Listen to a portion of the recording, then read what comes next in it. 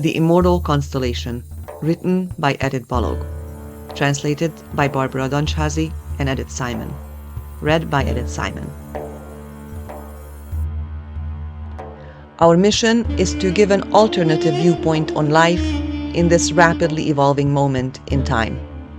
We feel there are many out there who have been waiting for such a message, which is why we poured our time, energy, and love into this project's manifestation, to aid humanity as well as ourselves in this transformation, to land together in a new, better reality, bathed in the sea of love and eternal unity.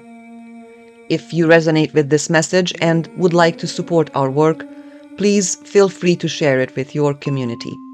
Please subscribe, share, and like this video so the YouTube algorithm will suggest it to others interested in this topic. Thank you.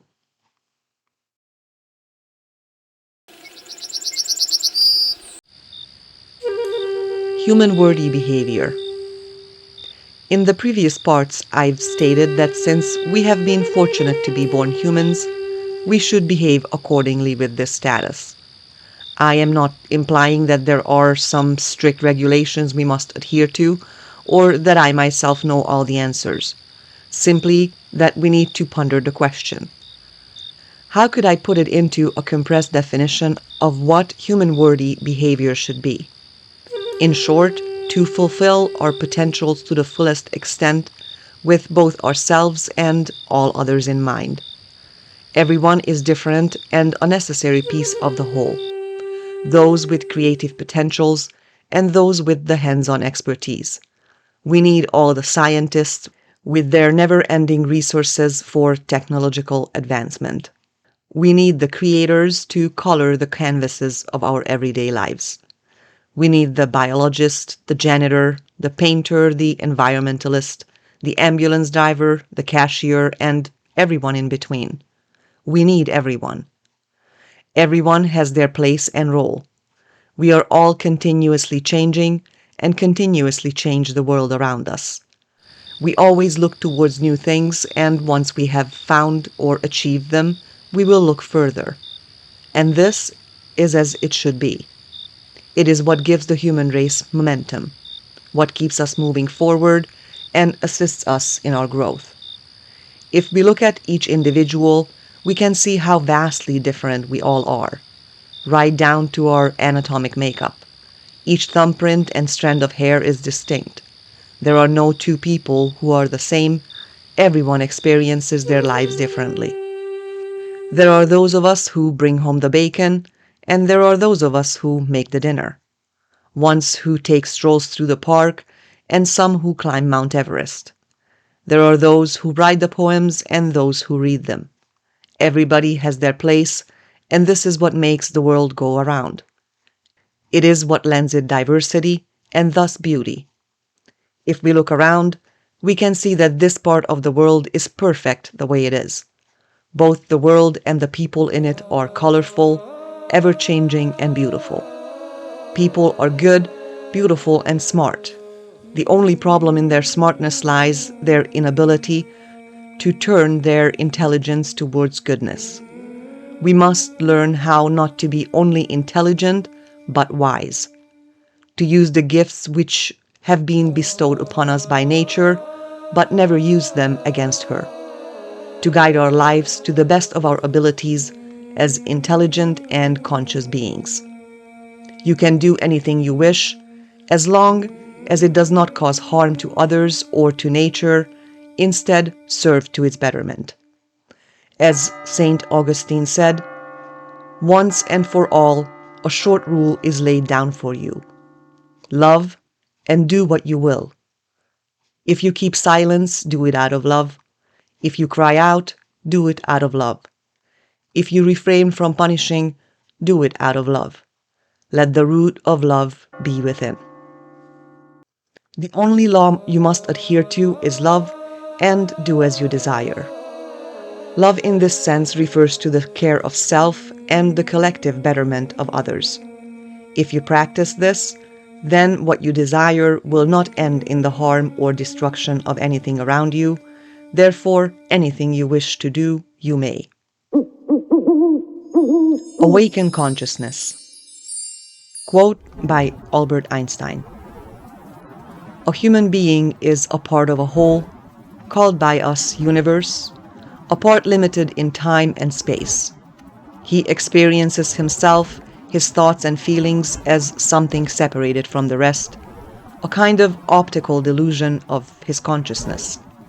This delusion is a kind of prison for us, restricting us to our personal desires and to affection for a few persons nearest to us. Our task must be to free ourselves from this prison by widening our circle of compassion, to embrace all living creatures and the whole of nature in its beauty. So, how can we live in a way that is not destructive to everything around us and thus to ourselves? How can we lead lives where both people and the world around them live in a symbiosis beneficial to both? It is a process, and as more people awaken, the collective effort will tip the scales over. Where change is possible at a much faster rate, it cannot be stopped. Once someone begins to reflect and think, the process cannot be reversed. Presently, those who reserve the positions of authority do not want this shift to take place. They do their best to slow it down at any cost and keep the population's mind numb, as it would be devastating to the present order. They attempt to numb us, creating distractions and explanations which misguide our thought process. Fill our lives with endless problems, so we do not have enough time to stop and think about the present state of the world and the present state of ourselves. They attempt to instill and rule with fear, because when we are afraid, we see everyone as a potential threat, easily turned against our fellow neighbor. The last thing they wish is for us to unite. By implementing a state of fear within us every way possible, it becomes much easier to make us act according to their desires, to make us believe that they are only protecting us. Fear is the type of emotion that blocks conscious thinking, also hindering our ability to love. Fear turns us inwards and away from one another. It is in exact opposition with love, which allows us to blossom outwards and into a collective. Fear is a byproduct of ignorance. We naturally fear the unknown, separation, and disconnection. Therefore, if we keep ourselves immersed in ignorance, with little or no experience or knowledge of the world around us, we exist only in this perpetual cycle of fear. Fear of the unfamiliar, fear of those who are different from us. And by existing in this fear of the unknown, we are unable to love unconditionally and live in unity with our surroundings.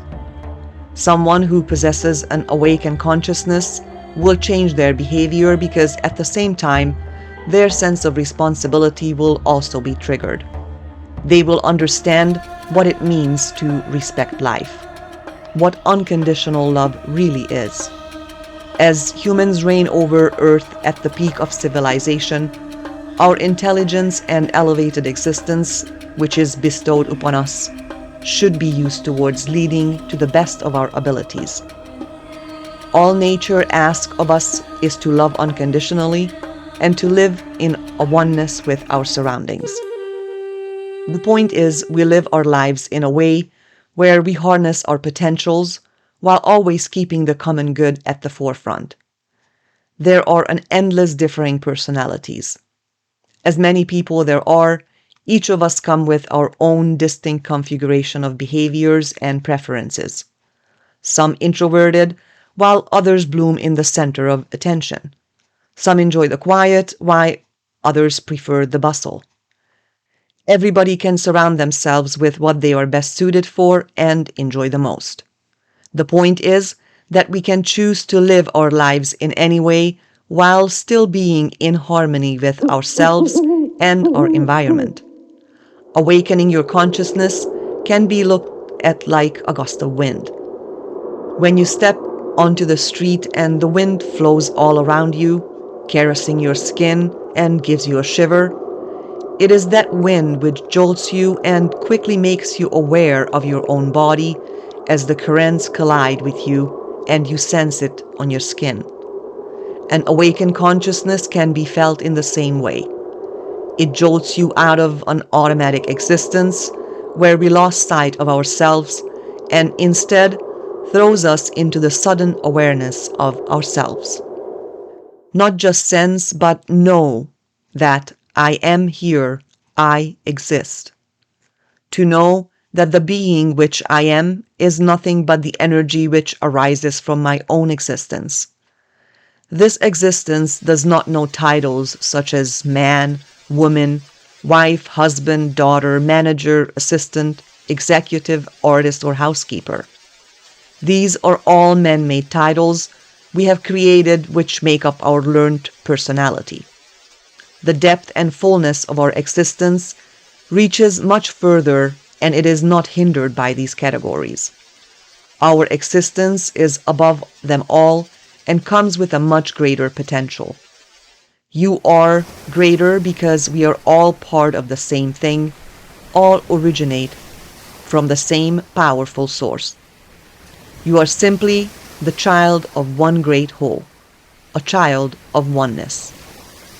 Realizing that far beyond these trivial titles lies the real power of our existence, that we are each just a single, self-enterprising part of a whole, is when you begin to appreciate its full beauty, potential, and strength.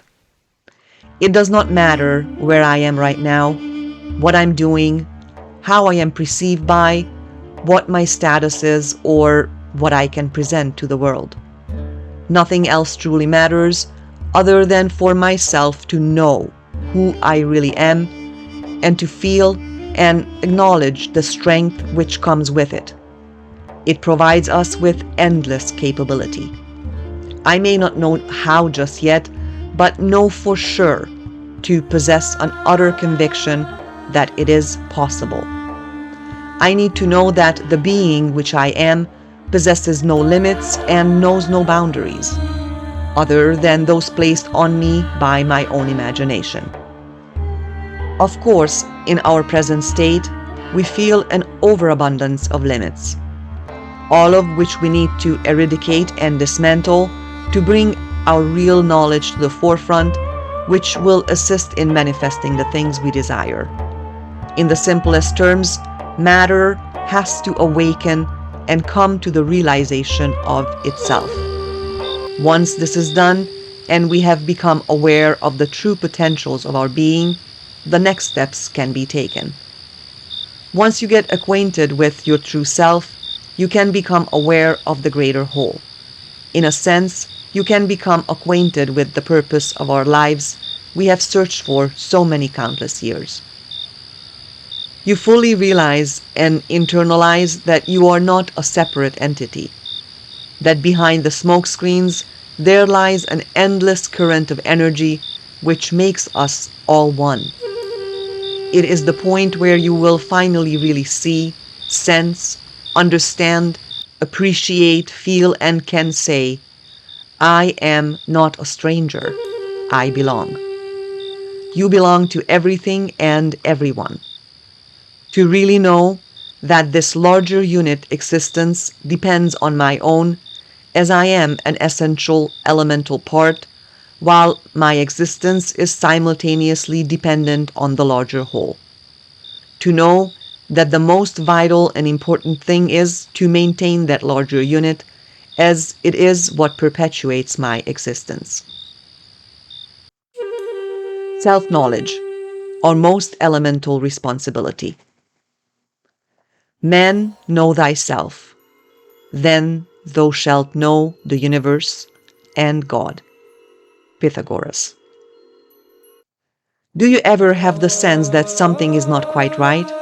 And if so, what is it that you feel?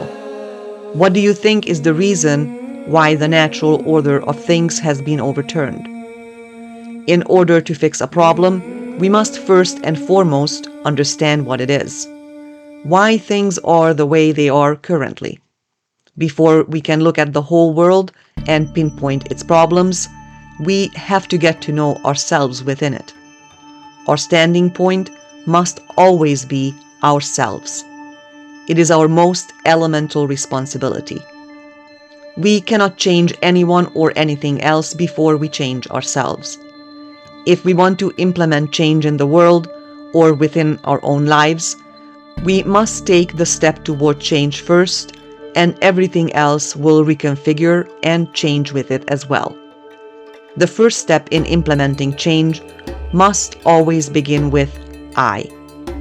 If we do not understand ourselves, how are we supposed to be able to understand another person or understand the world at large? If we do not understand something, we have no power over it. This is when things just sort of happen to us. Most of the time, not in the way we wish.